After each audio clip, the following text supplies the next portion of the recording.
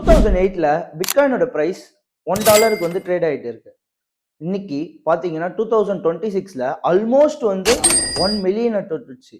இதுக்கு எடுத்துக்கிட்ட டைம் பாத்தீங்கன்னா 2 டிகேட்ஸ் தான் எடுத்துக்கிச்சு. பட் இது அச்சீவ் பண்ண அமௌண்ட் பாத்தீங்கன்னா 100x 1000x 10,000x வந்து அச்சீவ் பண்ணியிருக்கு. பிட்காயினோட பிரைஸ் வந்து இந்த அளவுக்கு மேசிவா இன்க்ரீஸ் ஆகுறதுக்கு காரணம் என்ன? ஏன் இதுக்கு பின்னாடி என்ன இருக்கு? ஏன் இது வந்து இந்த பிட்காயினோட பிரைஸ் மட்டும் இன்க்ரீஸ் ஆயிட்டே இருக்கு அப்படின்றத நம்ம இன்னைக்கு இந்த வீடியோல பார்க்கலாம்.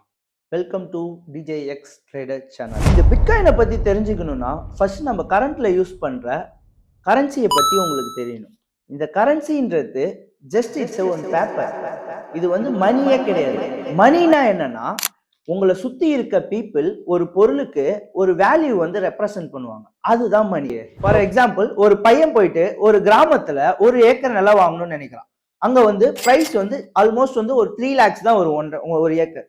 ஏன்னா அங்க வந்து நிறைய பேர் வந்து இடத்த கொடுக்கறதுக்கு அவங்க ரெடியா இருக்காங்க. அதுவே அதே பையன் வந்து சென்னைக்கு போயிட்டு ஒரு ஏக்கர் இடம் வாங்கணும்னு ஆசைப்படுறாப்ல. அங்க வந்து கம்மியான பீப்புள் தான் வந்து இடத்த கொடுக்கறதுக்கு இருக்காங்க. ஆனா பிரைஸ் வந்து அதிகமா இருக்கு. ஏன்னா அங்க கம்மியான பீப்புள் இருக்கிறதுனால அங்க ஒரு டிமாண்ட் கிரியேட் ஆகுது. அதனால பிரைஸோட வேல்யூவும் இன்க்ரீஸ் ஆகுது. பிட்காயினோட பிரைஸுமே நாளுக்கு நாள் இன்க்ரீஸ் ஆயினே இருக்கு. ஏன்னா அதோட டிமாண்ட் வந்து அவ்வளோக்கு அவ்வளோ அதிகமா இருக்கு. அது டீட்டெயிலா நம்ம பார்ப்போம். 1000 வருஷத்துக்கு முன்னாடி நம்ம மணியோட எவாலுவேஷன் எப்படி ஸ்டார்ட் ஆச்சுன்னா இந்த பண்டமாற்று முறையில தாங்க ஸ்டார்ட் ஆச்சு. பண்டமாற்று முறைனா உங்ககிட்ட இருக்க ஒரு பொருள் இன்னொருத்தவங்க கிட்ட கொடுத்து ஜஸ்ட் ட்ரேட் பண்ணிப்பீங்க. என்கிட்ட முயல் இருக்கு, அவர்கிட்ட குதிரை இருக்குன்னு வச்சுக்கோங்க. எனக்கு குதிரை வேணும்னு வச்சுங்களேன், நான் என்னோட 10 முயலை கொடுத்துட்டு ஒரு குதிரையை வாங்கிக்குவேன். இந்த மாதிரி தான் அப்ப இருந்த ட்ரேடிங் நடந்திருந்தது. இதுல என்ன ஒரு டிராபேக்னா, எனக்கு குதிரை வேணும், பட் அவருக்கு முயல் வேணான்றப்ப இந்த ட்ரேடே நடக்காது. ஓகே, இங்கதான் மணியோட எவாலுவேஷனே ஸ்டார்ட் ஆச்சு.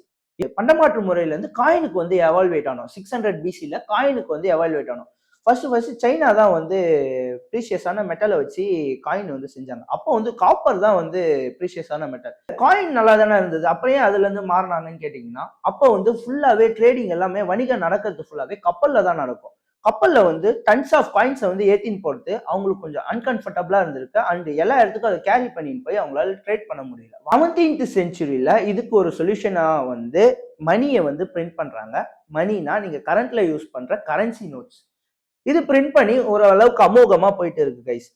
பட் 2008ல குளோபல் பினான்சியல் கிரைசிஸ் வரப்ப ஆல் ஓவர் குளோபல் மார்க்கெட் ஃபுல்லாவே ஷாமா டவுன்ஃபால் கைஸ். யூஎஸ் மார்க்கெட் எல்லா மார்க்கெட்டுமே டவுன்ஃபால். இதனால யூஎஸ் என்ன பண்ணாங்கன்னா, பேங்க்ஸ் பெரிய பெரிய கம்பெனிக்கெல்லாம் லோன் கொடுத்துருப்பாங்களா, அந்த பேங்க்ஸை வந்து காப்பாற்றணுன்றதுக்காக $1 trillion வந்து யூஎஸ் பிரிண்ட் பண்றாங்க. இதனால வந்து பேங்க்லாம் வந்து பெயில் அவுட் ஆகுது. நம்மள மாதிரி நார்மல் பீப்புள் வந்து இன்ஃப்ளேஷன்ல அஃபெக்ட் ஆகுறாங்க. இங்கதான் இந்த கரன்சியோட பெரிய ப்ராப்ளமே ஸ்டார்ட் ஆக ஆரம்பிச்சு. மக்களும் ரியலைஸ் பண்ண ஆரம்பிச்சாங்க. அந்த டைம்ல தான் 2008ல இன்டர்நெட்ல ஒரு ஒயிட் பேப்பர் வந்து ஒன்று ரிலீஸ் ஆகுது அபவுட் பிட்காயின். அவர் வந்து ரிலீஸ் பண்ணவர் பார்த்தீங்கன்னா சக்காச்சி நாக்கமோட்டோன்னு ஒருத்தர். அவரு வந்து யாருன்னு இன்ன வரைக்கும் யாருக்கும் தெரியாது. இட்ஸ் அ குரூப் ஆஃப் பீப்புளான்னு தெரியாது, இட்ஸ் அ குரூப் ஆஃப் கம்யூனிட்டினான்னு தெரியாது, இல்லை சிங்கிள் மேனாவும் யாருக்குமே தெரியாது. பிட்காயின் வந்து மணியா கரன்சியா கேட்டிங்கன்னா அது மணியாவும் ஆக்ட் ஆகுது, கரன்சியாவும் ஆக்ட் ஆகுது. ஏன்னா கரன்சின்றது வந்து நம்ம வந்து டிரான்சாக்ஷனுக்கு மட்டும்தான் யூஸ் பண்ண முடியும். ஃபார் எக்ஸாம்பிள், இந்த தாளை வந்து நான் கொடுத்துட்டு ஒரு பொருள் மட்டும்தான் வாங்க முடியும். இந்த தாளை நான் வச்சிருந்தேன்னா இதோட வேல்யூ ஏறுமான்னு கேட்டிங்கன்னா ஏறாது. ஏன்னா இன்ஃப்ளேஷன்ல இந்த ருபீஸோட வேல்யூ குறைஞ்சிக்கிட்டே தான் இருக்கும். பட் ஆனால் பிட்காயின் வந்து அந்த மாதிரி இல்லை. நீங்க வந்து அதை வந்து ஒரு மீடியம் ஆஃப் எக்ஸ்சேஞ்சாகவும் யூஸ் பண்ணலாம், அதை வந்து ஒரு வேல்யூபிள் அசட்டாகவும் யூஸ் பண்ணலாம். அதை நீங்க வச்சிருந்தீங்கன்னா அது ப்ரைஸ் ஏறிக்கிட்டே இருக்கும். இப்போ யூனிட் ஆஃப் த அக்கௌண்ட்டாகவுமே அதை நீங்க யூஸ் பண்ணலாம். யூனிட் ஆஃப் த அக்கௌண்ட்னா நீங்க அதை எந்த கண்ட்ரிக்கு வேணா போய் நீங்க அதை வந்து கொடுத்து ஸ்பெண்ட் பண்ண முடியும். நீங்க கேட்கலாம், இந்த பிட்காயின் எப்படி வந்து அப்ப ரன் ஆகுது, யாரோட கண்ட்ரோல்லையும் இல்லையான்னா, இதுக்கு ஒரு ஆஃபீஸ் கூட தேவையில்ல, ஒரு செட்டப் தேவையில்ல, ஒரு சிஇஓ தேவையில்ல, யாருமே தேவையில்ல கைஸ். இது அது போக்குல அது மட்டும் ரன் ஆகின்னு இருக்கும். Because of the decentralisation system. இதோட டிமாண்ட் வந்து இன்க்ரீஸ் ஆகிட்டே போக காரணம் என்னன்னா, இது லிமிட்டடான ஒரு அமௌண்ட்ல மட்டும்தான் இருக்கு. 21 மில்லியன் பிட்காயின்ஸ் மட்டும்தான் இருக்கு. அண்ட் இந்த சிஸ்டம் வந்து ரன் ஆகுறது பார்த்தீங்கன்னா பிளாக் செயின் டெக்னாலஜின்ற ஒரு கான்செப்ட்ல ரன் ஆகிட்டு இருக்கு.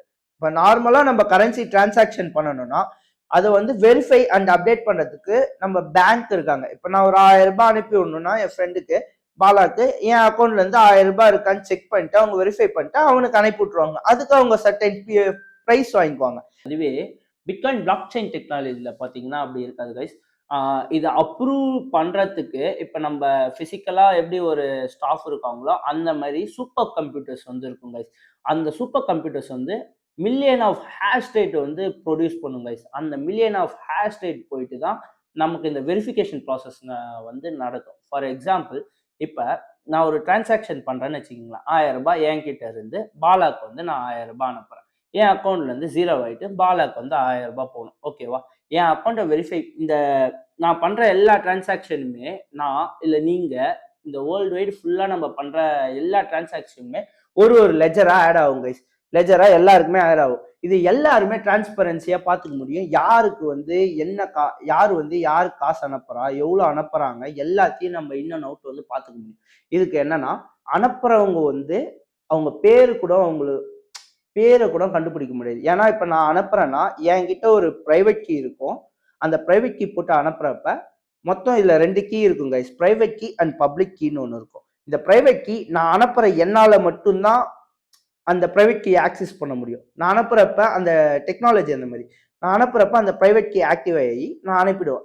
பப்ளிக் கீன்றது பார்த்தீங்கன்னா நம்ம மைனஸ் தான். இந்த நான் அனுப்புற எல்லா டிரான்சாக்ஷனுமே ஓவராலா வேர்ல்டு வைட்ல நடக்கிற எல்லா டிரான்சாக்ஷனுமே ஒரு லெஜரா வந்து ஆட் ஆகிக்கிட்டே வரும் கைஸ். எவ்ரி 10 மினிட்ஸுக்கு இந்த லெஜரை வந்து பிரேக் பண்ணுவாங்க கைஸ். பிரேக் பண்ணி அதை வந்து ஒரு பிளாக்கா வந்து ஆட் பண்ணுவாங்க. அதை பிளாக்கா ஆட் பண்றப்ப அது வந்து நமக்கு ஒரு ரிவார்டு வந்து கொடுக்கும். எவ்ரி 10 மினிட்ஸ் வந்து ஒரு பிளாக் வந்து கிரியேட் ஆகிட்டே இருக்கும் கைஸ். அதுக்கான ரிவார்டுமே அந்த பிளாக்கை கிரியேட் பண்ணவங்களுக்கு கிடைக்கும். இதை வந்து ஒரு பிளாக்கை ஆட் பண்றப்ப அந்த பிளாக்கை ஆட் பண்ணவங்களுக்கான ரிவார்டு வந்து கிடைக்கும். இது மூலியமா தான் இந்த டிரான்சாக்ஷனே நடக்கும். நீங்க கேட்கலாம், சப்போஸ் இந்த பிளாக் வந்து யாருமே ஆட் பண்ணாம விட்டா, மைண்ட் பண்ணாம விட்டான்னு கேட்டீங்கன்னா, மைண்ட் பண்றதுக்குலாம் லட்ச பேர் இருக்காங்க கைஸ். பட் இந்த மைண்ட் பண்றதுக்கு என்ன ஒரு ப்ராப்ளம்னா, நம்ம அதுக்கு எலக்ட்ரிசிட்டி கொடுக்கணும்.